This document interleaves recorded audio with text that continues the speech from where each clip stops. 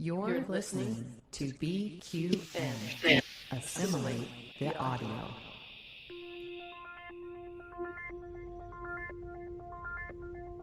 Engage. 78 years have passed since the days of the original USS Enterprise. Now a new Galaxy Star ship has been designed.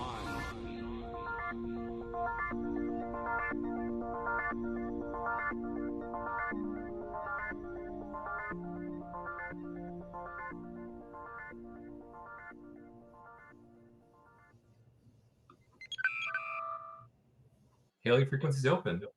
Welcome to Galaxy Class, a Star Trek The Next Generation podcast on BQN. I am your host, Ambassador Stephen, and joining me again today is antimatter specialist Courtney Johnson, and a special welcome to Warp Core specialist Corbin Johnson. Hi, folks. Hello. Hello, how is everyone? Corbin and Courtney Johnson, siblings, not married. Important distinction. Very important, just so everyone knows. Welcome to the siblings Johnson. Thank you. Thank you. Excited to have you both here. Now, listeners, you got to hear a little bit about Courtney's intro into Next Generation and love of Star Trek. Corbin, I'm hoping in a future episode we'll do a more in-depth look with you. But since we have a pretty hefty topic today, just a quick question for you. Why TNG? What's special for you about TNG? So much. It was my gateway into Trek, really. But it sticks with me. I had a coworker once tell me, or I once told a coworker that I almost equate TNG to something religious or biblical, and he said you probably shouldn't tell anyone that you feel that way. But I do, and it's true. So yeah, it's really or tell everyone. I mean, that's wonderful. Yeah, just tell everyone. No big deal. So Corbin, thank you so much for being here tonight. Courtney, thanks for coming back. We are here to discuss a maybe lesser talked about episode, one that you two have chosen to discuss this evening. Can you share with us some information about the episode? What's it called? Where is it at in the TNG run? Yeah, I'll take that. Yeah, the Royale from season 2, episode 12. So about midway through what was a 24 episode season.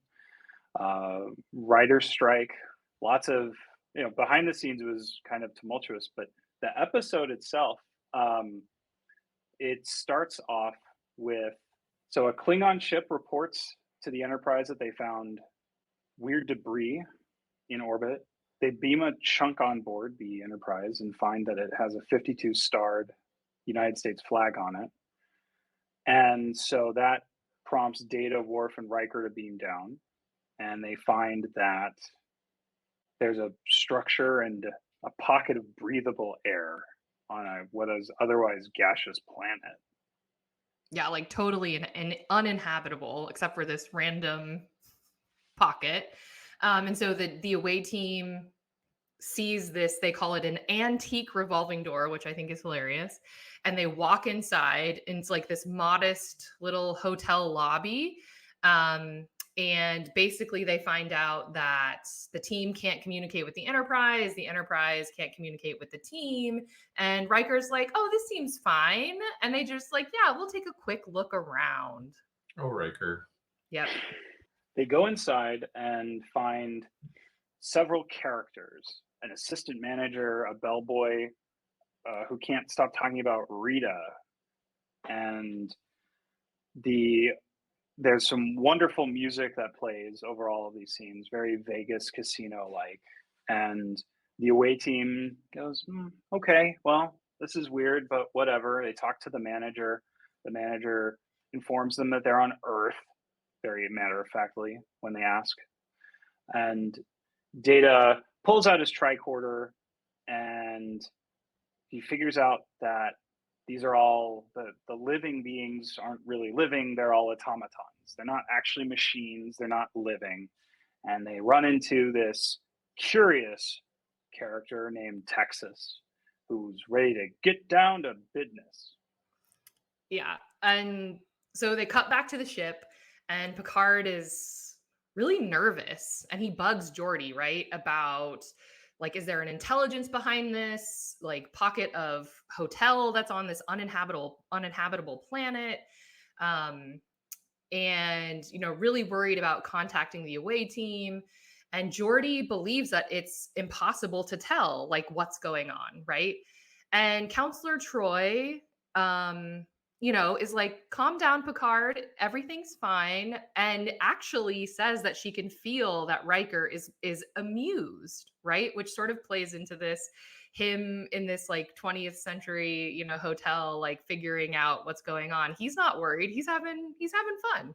So, back on the planet, Texas plays blackjack with Data and this young woman named Vanessa, and they get kind of friendly. Texas and Data. Texas even puts his hat on Data. Wow, like this weird, very Texan, I don't know, kind of hat. And Data learns blackjack very quickly, wondering if it's poker. No, it's blackjack, and scores a 5-card Charlie on his first hand, which is, that Texas reminds him, is very, very hard to pull off. And back on the Enterprise, Wesley and Geordi are trying hard to figure out what frequency they can use to contact the away team. When the away team tries to leave through the revolving door, there's no way out. They come right back into the hotel lobby. And they're calm, but a little freaking out about this. The automatons, when they're asked, how do you get out of here? They completely ignore the away team, and they feel like they're trapped after they try to use phasers to blow the walls of the lobby down. Which is then reaffirmed by Troy, who tells the captain that the away team feels trapped because they are trapped. Cut back to the bellboy saying he wants to show Mickey D that he's not messing around. This third peg in this love triangle between Rita, the bellboy, and Mickey D. And he shows the manager, the assistant manager, that he has a gun, showing that he's very serious about wanting to do something about Mickey D. And then finally, the Enterprise makes contact with the away team. And Wesley's like, these frequencies are unstable. And Picard's like, get your shit together, Wesley. Data finds that there's human DNA somewhere in the structure. They go up to explore it after Worf has a hilarious moment trying to use the turbo lift, quote unquote. They find Colonel Stephen Ritchie, who was the commander of the Charybdis. It was a ship that launched in 2037 from Earth, and it was the third attempt to travel beyond the solar system. They also find a spacesuit that confirms that this is indeed someone from that ship. They find a novel called Hotel Royale by Todd Matthews. And finally, the Enterprise is able to make full contact. I guess Wesley got his shit together.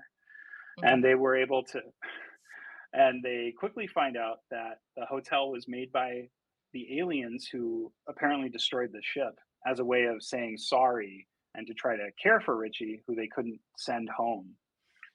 And unfortunately, because the book was so terrible and filled with cliches, that the hotel ended up being a sort of living hell for Ritchie as he lived out his final years.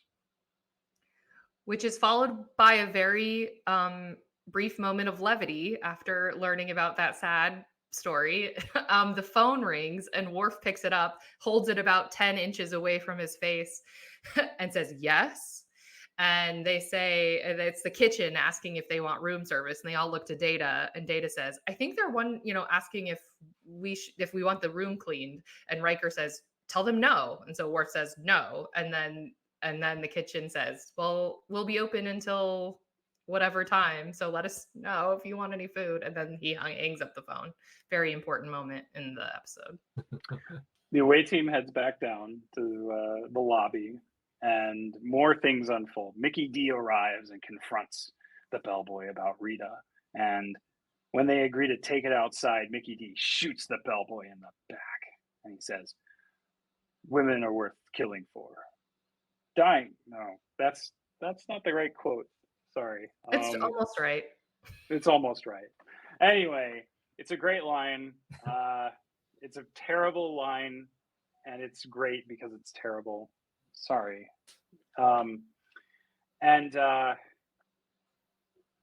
yeah. Then basically And- Riker confers with Picard about what just happened, and they realize a potential solution. So they're going to play the part of the foreign investors in the book, buy the hotel, and then leave it in the hands of the assistant manager as they waltz out the front door. This is their escape plan. And then they play out the remainder of the book as the foreign investors. Data fixes the fixed dice and throws 18 winning rolls, racking up well over the selling price of the hotel.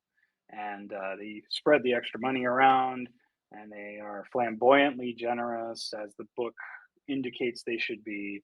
And they have these lovely character arc moments. And the away team leaves through the antique revolving door and are beamed back up to the Enterprise.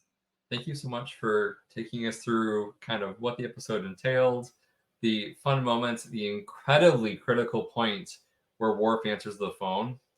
Very important. I actually really appreciate that it does kind of add some levity into like listeners, as you recall, we're looking at a corpse. Like they're just having a chat around a corpse.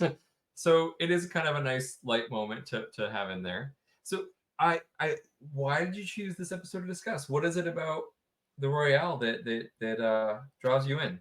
There are so many wonderful things. So I'll start by saying that what I first really love about it is anytime Star Trek talks about what the future's like, I freak out like a fanboy.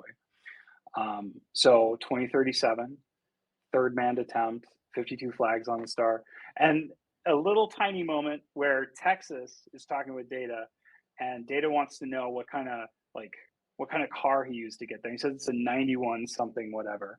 Like, so the episode takes place sometime after Earth's 1991, which is just like, just incredible. Well, and Corbin, when was this episode filmed?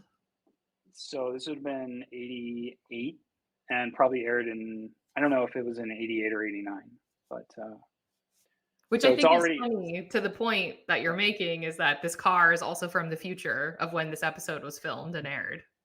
Exactly. It's such a weird story, and I know that Tracy Torme was trying to make an even weirder story, but they kept dialing it back in the writing room until what we got on screen. So lots of this episode kind of doesn't make a lot of sense, which is kind of, you might go, is that bad writing? But the episode kind of calls itself out on these weird moments. So, Richie's been dead for over 200 years. But this casino's still running, like just as it was. Is it in a loop? It kind of leaves a lot of questions unanswered, but it's also kind of charming in that way. And then there's all these great character moments in the episode. They just, it's why this is my favorite episode, and I can watch this on loop. It's just fantastic. The Worf telephone moment, Data saying, what sort of business do you suppose he's getting down to? Just so matter of factly, such an early Data moment. And then almost uncharacteristically, but charmingly, when he's playing the craps table and he's got that swagger he's doing, it's just so delicious almost. And he literally says baby needs a new pair of shoes. Like, he looked in his memory banks. Go ahead.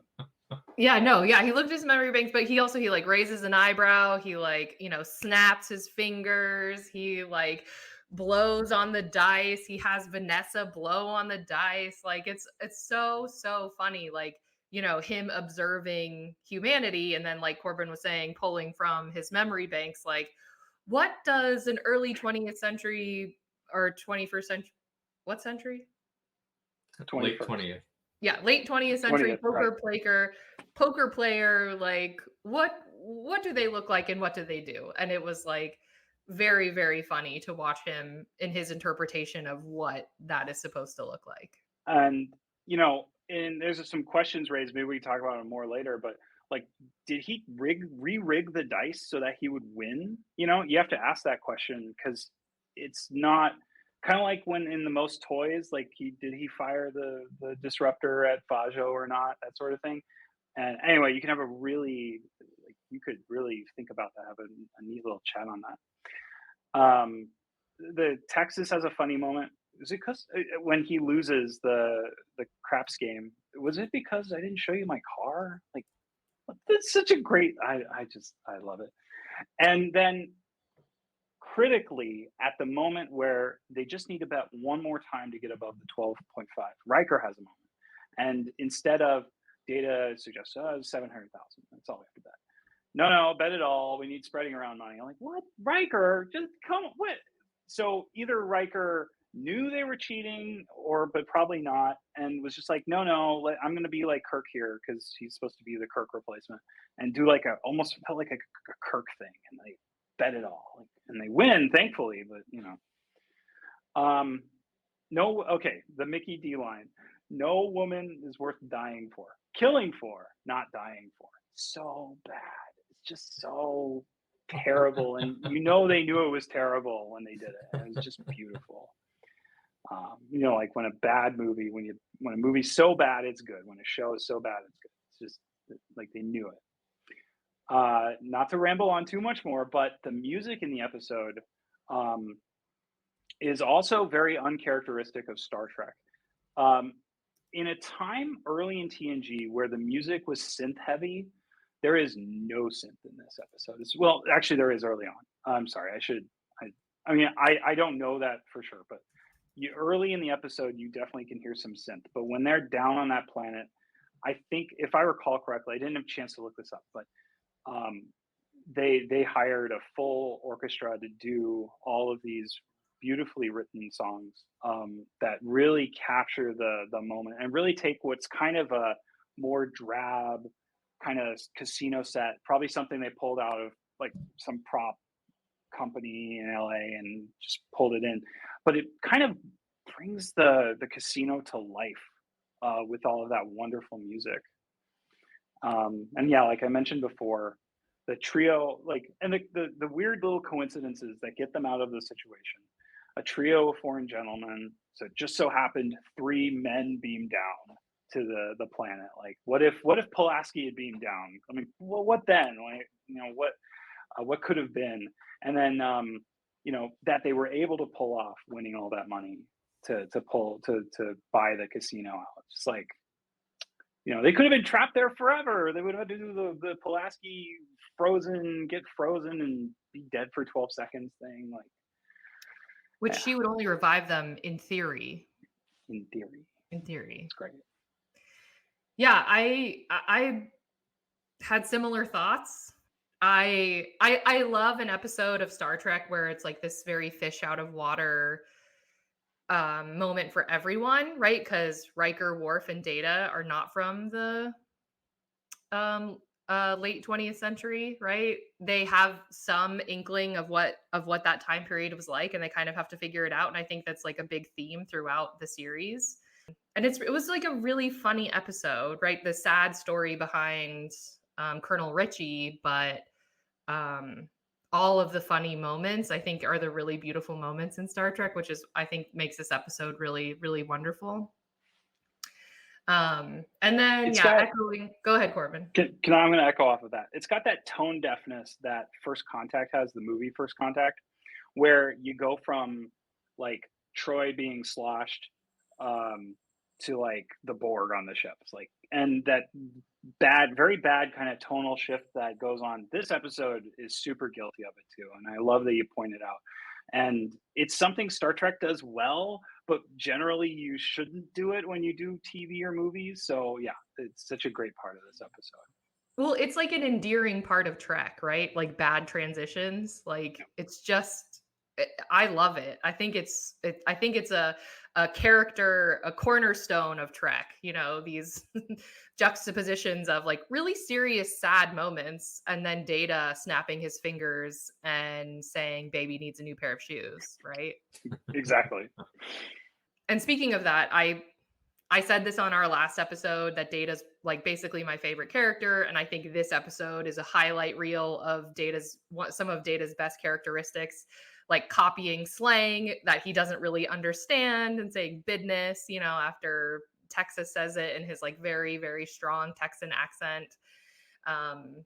Yeah, snapping his fingers, blowing on the dice. Very, very funny.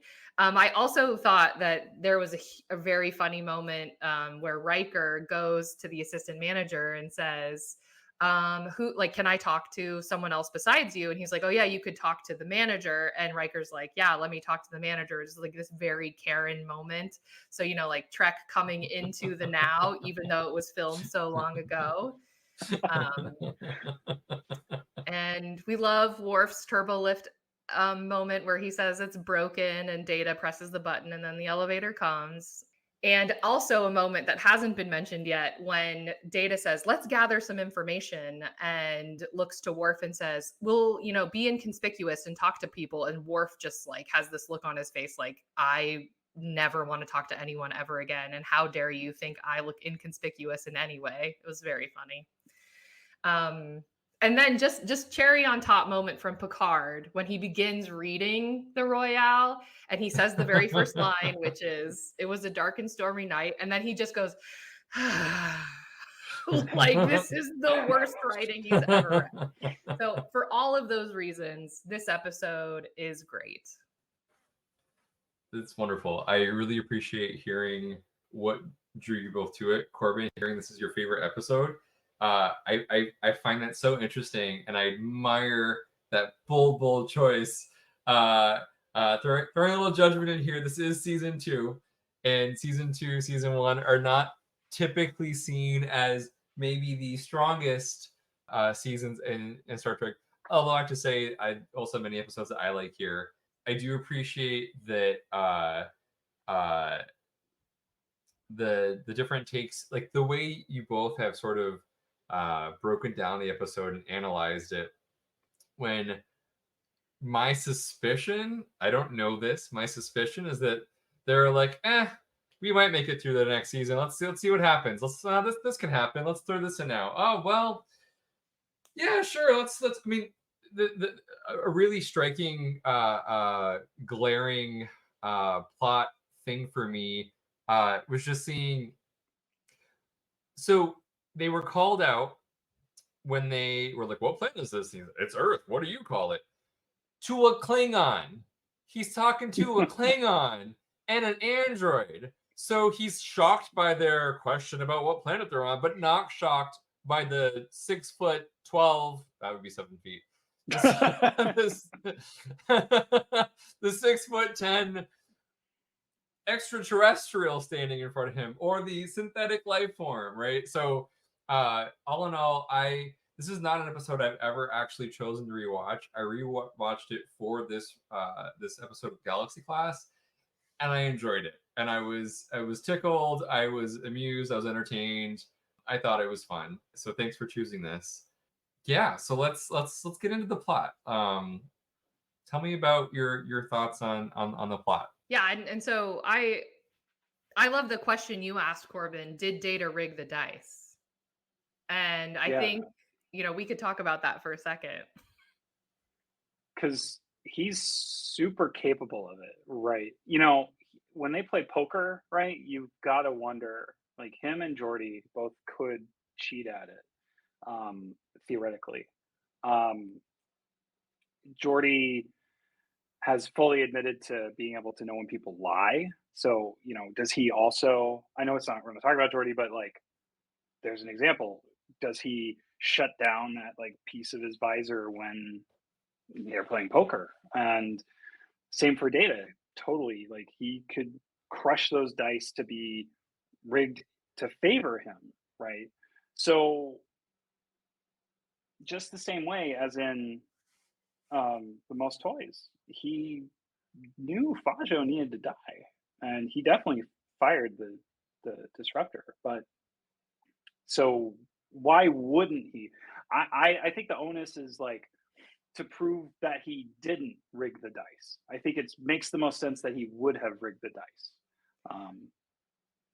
Well, so right, he holds the dice and he feels them, right, that they're unbalanced, quote unquote, or whatever. And so, I think we're acknowledging that Vegas had rigged the dice to begin with. So they were like weighted dice. And so he fixed them, whatever that means. But there is some cheating, right? Because Data was going to throw certain numbers. Like he wasn't just throwing the dice. Like the way that the episode is played, it seems like he knows he's going to win. So like whether the dice was the reason or not, it seemed like the numbers he was throwing, he knew he was going to throw. Yeah, like maybe he could have thrown them. Maybe he weighted them fairly and he was able to throw them in such a way that would get him those numbers. I see what you're saying. That's what Either my way. interpretation was. Yeah. I just Yeah, noticed either- something as well regarding the game itself. When he walks up, Data says, "Is this poker?" So if memory serves, which it may not, in All Good Things, they talk about, I thought they mentioned doing this for 7 years. Maybe the number wasn't there. Maybe it was just for years we've been doing this, or maybe it was just Picard generally. But for some reason, my brain's telling me they said 7 years, but this would mean that they've not, in fact, been playing for 7 years. When Data's like, "What game is this?" Like, anyway, that just occurred to me. If I'm not mistaken, the first game of poker was played in the second season, and I think it was done before this episode. I'm not 100% sure of that, but I'm pretty sure it was. Well, and yeah. when Data says, "Is this poker?" He's talking about the blackjack game, not the what was the other game? Craps. Craps. Yeah. So if he rigged it, then he was very concerned about. Texas was like, "I'm out. I'm betting against you," and he's like, He all but said, "You shouldn't bet against me. Like trust me on." I mean, he kind of said it, right? "Trust me, bet with me, and you'll win." And was that him, signaling right in front of everyone around, "Hey, I can pull this off." So anyway, yeah, I mean, Data has advantages that other people don't, and he needed to use them, I think, to get them home, right? exactly. Yeah, if you're going to be in a situation like that, you want to make sure that you can open those revolving doors. Well, and it harkens back to the other moments where Data, like, he read the book so fast, which I love a moment in an episode where Data reads a book real fast. Like, I don't know why, but it's the best. It's just so great. Fun. It's like exciting. Like, yeah, Data, do it. Read it up. Read it up. It's and not, we are, some of us are asking ourselves with AI at where it's at, if there's going to be major disruption in the world. And so it's moments like that where you can now like feed a book like that into ChatGPT or the equivalent, and it will summarize it for you. And it's just so interesting that like every time Data's got a moment like that where he could clearly run the ship by himself, he's like super smart, like the most intelligent being on the ship. He's taken over the ship literally like at least once with in the episode Brothers. He doesn't need anyone else, but thank goodness he's on our side. He's like, I want to be human. Like if it wasn't that, and we've seen lore, we know what'll happen if that's not the case. So it's just interesting to think about. Like it's another moment of like, were the writers anticipating stuff like the current moment we find ourselves in with AI? I think that kind of like, leads into this, I think, overarching theme of the episode, which is a quote from Picard at the very beginning when they're talking about Fermat's theorem, where he says, "In our arrogance, we feel so advanced." Because Fermat, what was this, like hundreds of years ago, 200 years ago, 800, whoa, 800 years ago, mathematical theorem that hadn't been proved or whatever, and quote unquote simple equation that this person had solved or said he solved. And at the beginning of the episode, Picard says, "In our arrogance, we feel so advanced," you know, because we have computers and all of this stuff, and yet we still can't solve this theorem that someone 800 years ago solved. Well said, right? Like that's kind of the episode's theme ends up being about like puzzles and unsolvable things, weird things, almost like when you go to the library and it's like section 0 where all the UFOs are. But you know what's interesting is in that section of the library is also computers and also software and AI and all that stuff. And it's just like, are we really kind of? It's almost in a way apropos or a coincidence, well-meaning, that in the future there's still crap we can't figure out. Even with all the technology they have, it's almost like when they meet the Borg, right? That was the same thing. It was like it's the same theme in this episode of, in our arrogance, we feel so advanced. Except in this, the stakes are super low. Like, we might have to chill around this super weird planet for a few months while we figure this out. That's like the worst thing that can happen. Not, we're going to fucking die. Because, I'm sorry, it was swearing aloud. But that it's interesting. You could compare this episode to Q Who, or to Q Who, actually, which is a few episodes later in the season, I think. It's kind of interesting. Yeah, like you think it's sort of like the people in the casino too, right? They're so simple. They're from the late 20th century, a century, you know, when I was born or whatever. You know, are we simple? Sort of acknowledging that within this simple story, the solution was actually not that the solution was complicated, but that the tech used to create this very simple issue was very, very advanced and too complicated for people, even in the Enterprise to solve, right? Like, I don't know. I just love when Star Trek makes you think about things. And even though this was filmed 40 years ago, 35 years ago, 35. Yeah, like this ish. You know, it's like we're talking about it and it's like we're comparing it to stuff that's happening now still.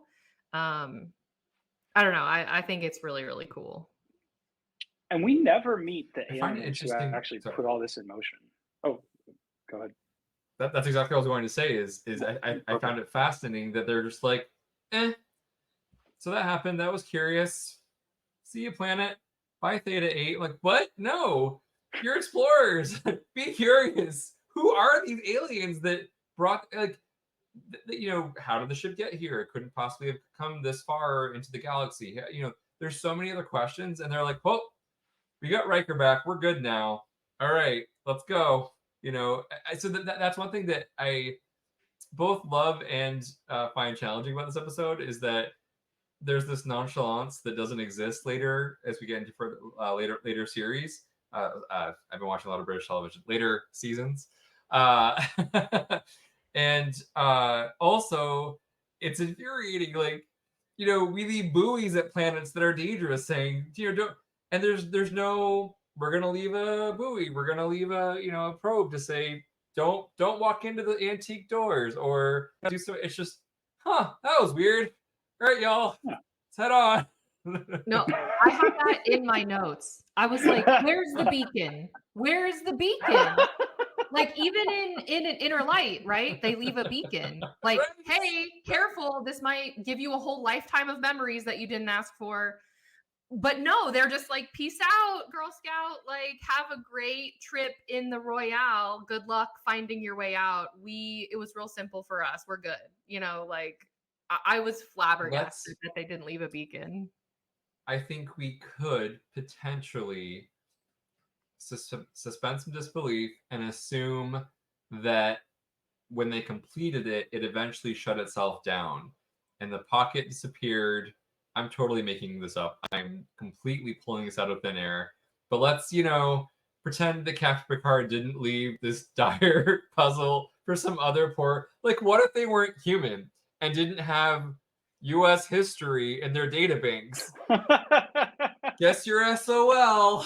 Like, good luck.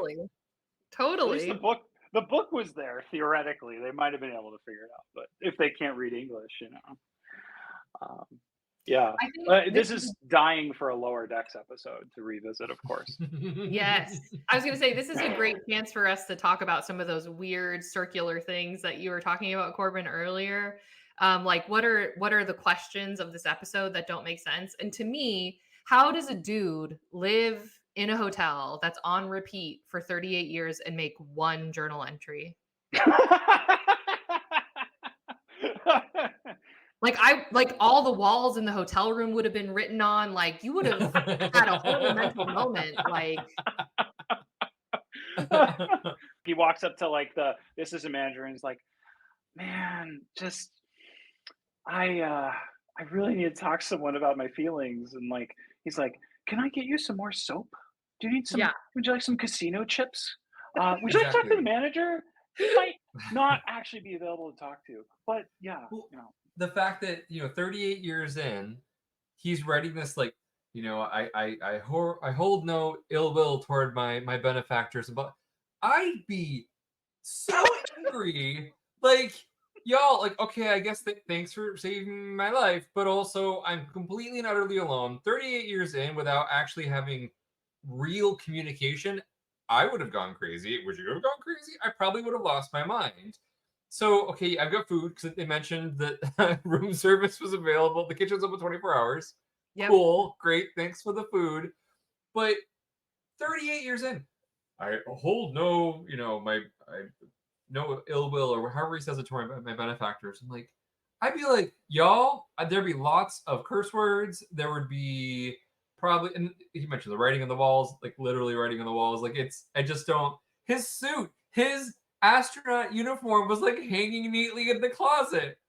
I'd probably wear it and like act out my own scenarios, right? Like, what do you, like, yeah. Well, like, how many times do you think he took the gun from the bellboy and just shot everybody? Like, not to be dark about it, but if you are trapped somewhere for 38 years on loop, like, strange things are going to come to your mind. And I just feel like that, I mean, maybe something would have triggered and like it wouldn't have been able to happen, but like, he would have had to like live out so many different scenarios just like in that span of time. I just realized, are we assuming it's a loop?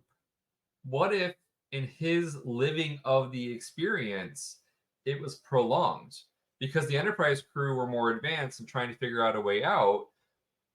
I wonder, right? I don't actually recall any point where they define it as a loop.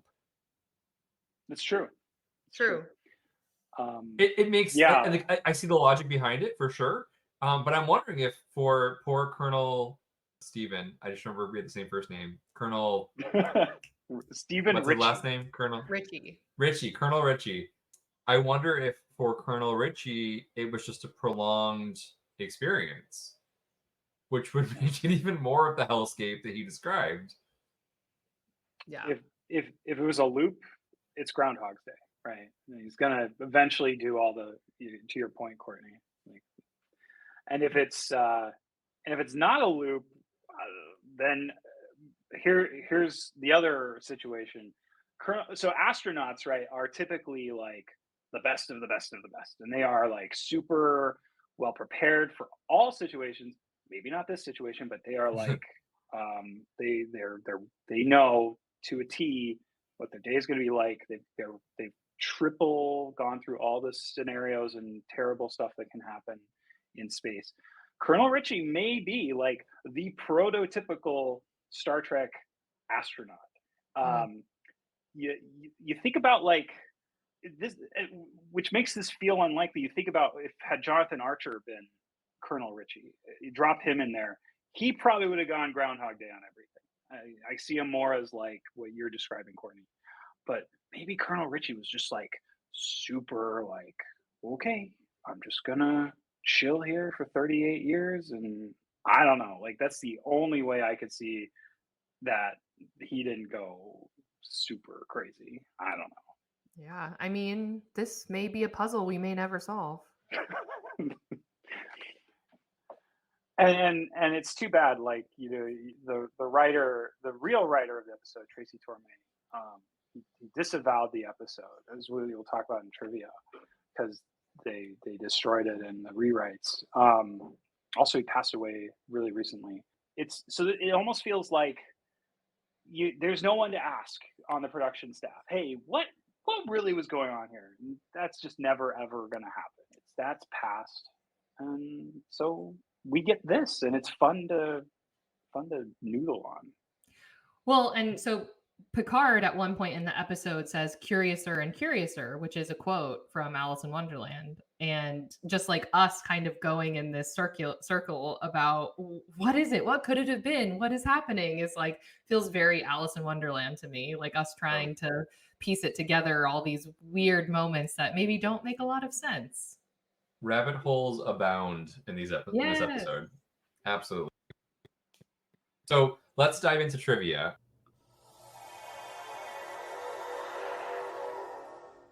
Corbin, you want to lead us off? So it was a dark and stormy night is that very famous quote from an author whose name is I looked up how to say this right before the show. I'm sorry. Bulwer Lytton.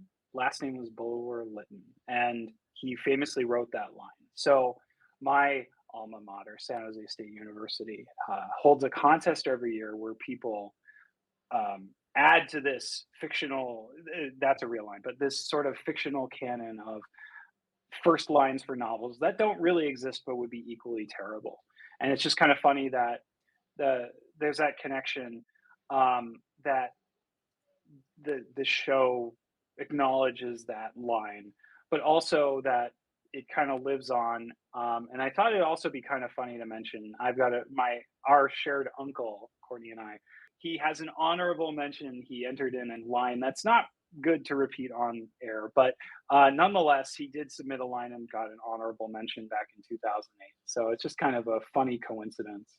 Fantastic. That's a fun coincidence. As Corbin mentioned earlier, the episode was written by Tracy Torme. This was done under the pseudonym of Keith Mills. Torme had his name removed from the credits after he became unsatisfied with the rewrites. His original idea was a surreal nightmare about an astronaut stuck forever in his most pleasant memory. The episode mentions Fermat's last theorem, and that it still has not been solved after 800 years. A proof was, however, found by Andrew Wiles and published in 1995, just 6 years after the episode was aired. The resulting incongruity in the Royale was later addressed in the Star Trek Deep Space Nine episode Facets. So wait. So they fix Fermat's theorem, but not any of the rest of it? Sorry, that's like, I love Trek. I do. Star Trek is like my go-to for all things. Good day, Star Trek. Bad day, Star Trek. And sometimes there's moments like this where I'm like, I did not remember Fermat's theorem from this episode. I did remember the fact that they never figured out who the aliens were. They never even tried. Right? So anyway, fascinating. Thank you, DS9, for addressing the incongruity. And yeah, we'll move on. In the scene where Chief Engineer Geordi LaForge scans the planet, he describes the surface temperature as negative 291 degrees Celsius, negative 17.85 Kelvin. By definition, an infeasible but not impossible temperature that is below absolute zero being at negative 273.15 degrees Celsius.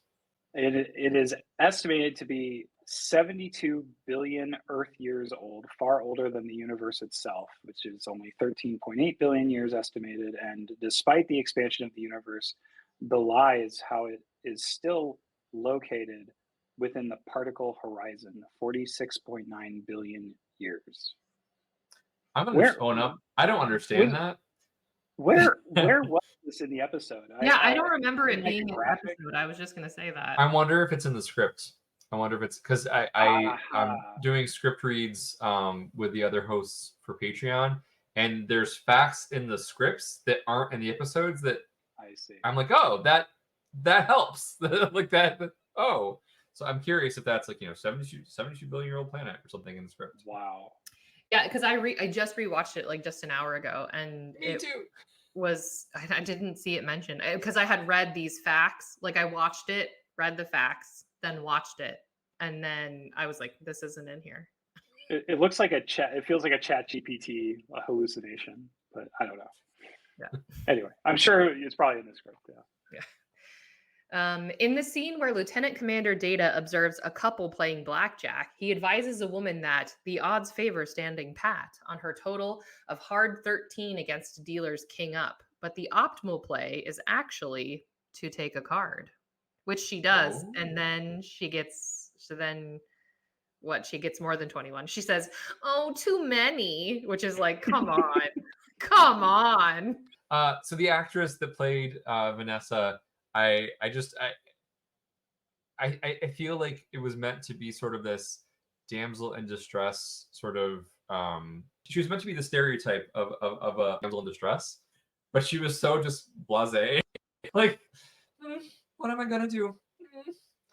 We have to be fair and say that there are aspects of the episode that just absolutely do not hold up today, and I think that's one of them for sure. Well, Texas and her are very creepy, and it's not good. Well, more Texas, like he's a total creeper to her. It's really terrible. Are they not the subplot, or is that Mickey D and? I don't even know that this one Rita has a subplot. That's one thing that I actually was trying to parse out. I think in most other episodes, there's a really obvious plot B. Oh, sorry, that's not what I meant. I meant like in the book, the Royale. Oh. They say that there is a wife who is trying to get someone to kill her husband. Like she got an inheritance, or they mentioned like someone got an inheritance, and yeah, it's a bit muddy. Like, is that Mickey D and the bellboy and Rita, or is that Vanessa and Texas? I've always thought it was the latter, but I'm not sure actually. I'm gonna be honest, I didn't even pick that up. I just watched the episode like an hour and a half before we hopped on, and I don't even recall that fact, that tidbit. That's fascinating. I wonder what it was. Yeah, regardless, like it feels like Texas's intentions were not good at all. He's trying to like don't worry, Data. I mean, he doesn't know who Data is, but don't worry, sir. Like, let the little lady lose. I'll take care of her. Wink, wink. Creep, creep. Like, it's so bad. It's so sketchy. Yeah, that was pretty bad. But I did want to highlight, Stephen, what you said, in that there is no subplot in this episode. It is one story, which I thought was so interesting upon rewatching. And then I watched like a few episodes afterwards, and I was like, yeah, there's always two stories minimum. TNG has a few examples of no subplot, but they are the exception, and they're always delightful. And this is actually a great example of one of those.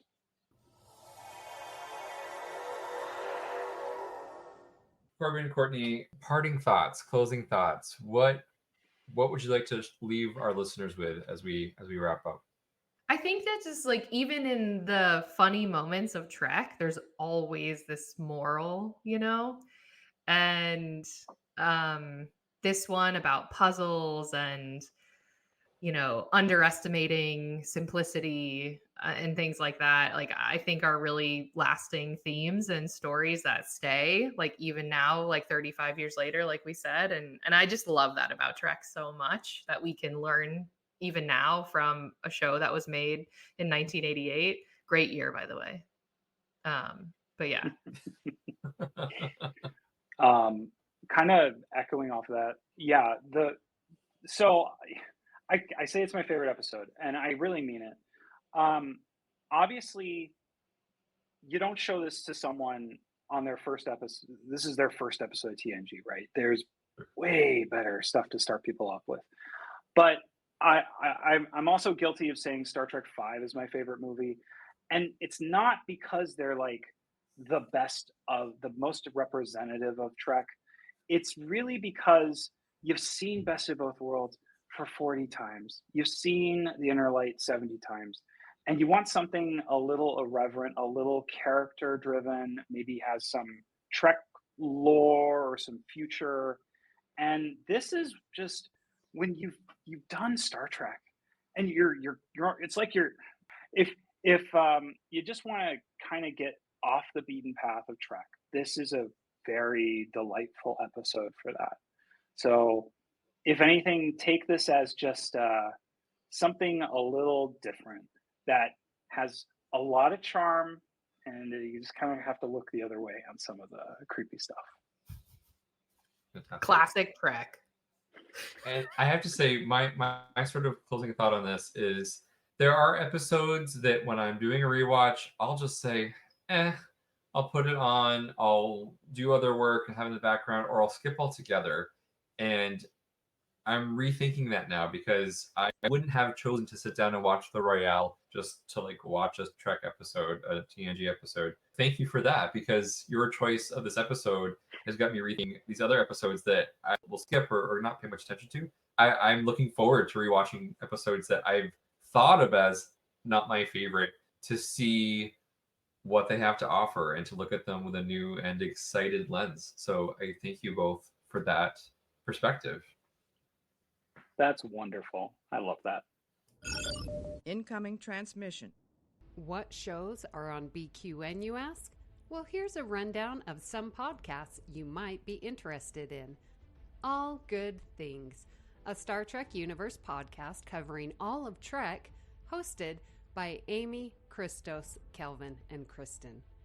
Whether you've got Xbox or Nintendo, check out Bargain Bin Gamer, a YouTube show hosted by Davey and Mitch, self-proclaimed gamers who specializes in reviewing and showcasing affordable video games. Grab your popcorn as you listen to Cinema Z, a film discussion and review podcast showcasing films you probably missed but should definitely check out, hosted by Mark and Matt.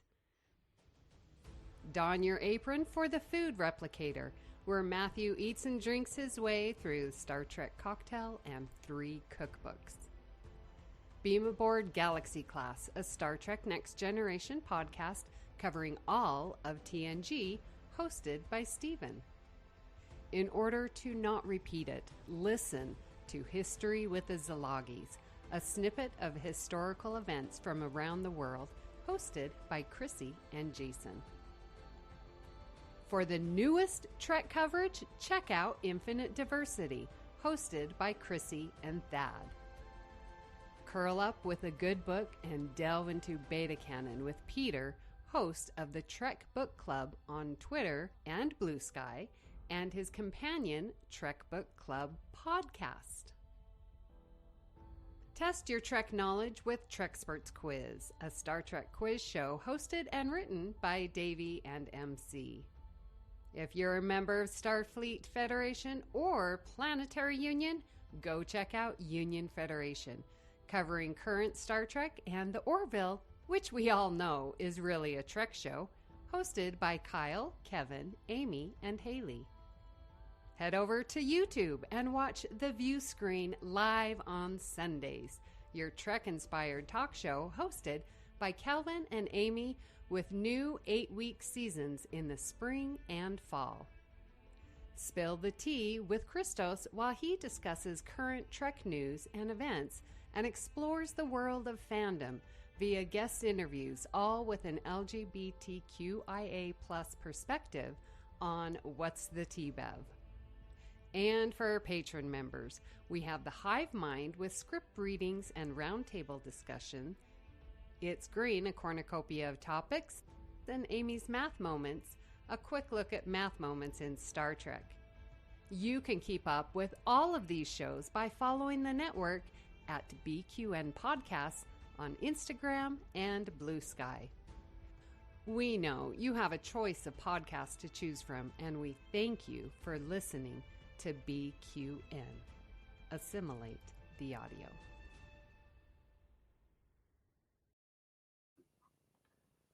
We would love to hear what you thought of today's episode and hope you'll join us on our Facebook group, the BQN Collective, BQN Podcasts on Bluesky, or on our Discord server to continue our discussion there. Links can be found in the show notes. Priority 1 message from Starfleet coming in on secured channel. Here on BQN Podcasts, you will never hear a commercial on one of our shows. And if you'd like to help us keep all of our shows coming to you each week commercial-free, you can become a patron of the network on Patreon. For just $1 a month, you can join our Let's Fly reaction show, script readings, and other perks. Visit patreon.com/BQN to get all the details and watch your messages. If becoming a patron isn't your thing, you can still support the show by sharing our posts on social media, talking about it with your friends, or hitting the subscribe button on Apple Podcasts or wherever you get your podcasts, and leave us a star rating and a written review. That helps others to find the show. At this time, we would like to thank our very own associate producers, Jim McMahon and Davey Willett, and a special thanks to Mark White for our show artwork. We are so grateful for your support. And to all of our listeners, we send out a heartfelt thanks. Thank you, Corbin and Courtney, for being here today. Thank you, listeners, for being aboard the Galaxy class. And until next time, make now always the most precious time. Don't try to be a great man. Just be a man, and let history make its own judgments. You must talk to him. Tell him he is a pretty cat, a good cat. Engage.